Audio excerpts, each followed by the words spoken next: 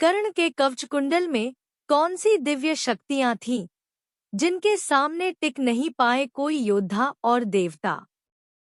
महाभारत में कर्ण के कवच और कुंडल की कहानी।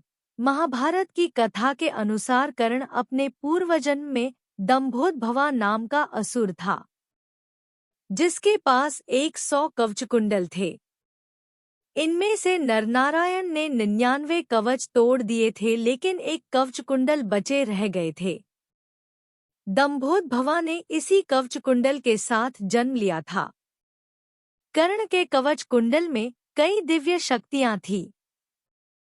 महाभारत में कर्ण को ऐसा योद्धा माना जाता है जो अपने अद्भुत गुणों के कारण महान बन गया।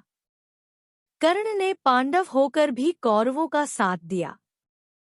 कर्ण के व्यक्तित्व की बात करें तो कर्ण के कुंडल और कवच उनके पराक्रम का विशेष हिस्सा थे।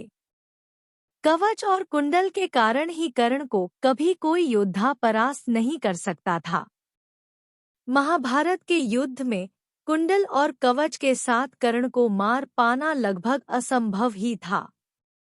श्री कृष्ण यह बात जानते थे, इसलिए उन्होंने देवराज इंद्र को कर्ण से कुंडल और कवच को प्राप्त करने के लिए भेजा था।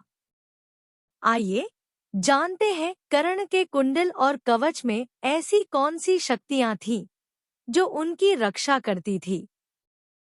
कर्ण के कवच कुंडल में कौन सी दिव्य शक्तियां थीं जिनके सामने टिक नहीं पाए कोई योद्धा और देवता।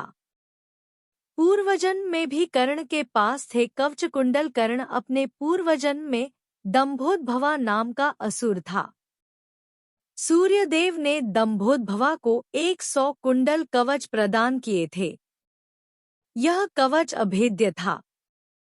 सूर्यदेव ने वरदान दिया था।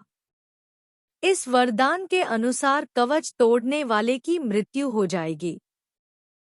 पूर्वजन्म में कृष्ण और अर्जुन के अंशावतार नरनारायण ने कर्ण के 99 कवच और कुंडल तोड़ दिए थे, लेकिन एक कवच और कुंडल बचे रह गए थे, जिस कारण से अगले जन्म में कर्ण ने इसी कुंडल और कवच के साथ जन्म लिया था। महाभारत की कथा के अनुसार कर्ण का कवच एक ऐसा शस्त्र था जिसे भेद पाना किसी के बस की बात नहीं थी। यह कवच एक ऊर्जा थी जो कर्ण के साथ अदृश्य रूप में रहा करती थी। इस सुरक्षा कवच पर किसी भी अस्त्र का कोई प्रभाव नहीं पड़ता था। कोई अस्त्र कितना भी शक्तिशाली क्यों न हो, लेकिन कर्ण के इस कवच को भेद नहीं पाता था। सूर्यदेव का भेंट किए हुए कवच के सामने दिव्यास्त्र तक धराशायी हो जाते थे। कर्ण के कुंडल सूर्य के समान चमकते थे। कुंडल में संचित दिव्य ऊर्जा कर्ण की शक्तियों और पराक्रम को बढ़ाते थे। कुंडल में इतनी शक्ति थी जिससे कर्ण बड़े से बड़े योद्धा के सामने भी परास्त नहीं हो पाते थे।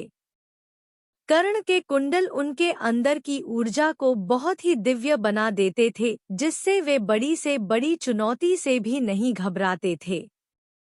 एक योद्धा के लिए उसका आत्मबल सबसे बड़ी शक्ति है, जिससे योद्धा रणभूमि पर एक साथ कई योद्धाओं को परास्त कर सकता था। ये थी कर्ण की कवच कुंडल की कहानी। आशा करती हूँ यह कहानी आप लोगों को अच्छी लगी होगी। अच्छी लगे तो लाइक करें, मेरे चैनल को सब्सक्राइब करें और अपने दोस्तों के साथ शेयर करें और कमेंट में जय श्री कृष्णा अवश्य लिखें। कहानी सुनने के लिए बहुत बहुत धन्यवाद। मिलती हूँ एक और अच्छी कहानी के साथ। जय श्री कृष्णा।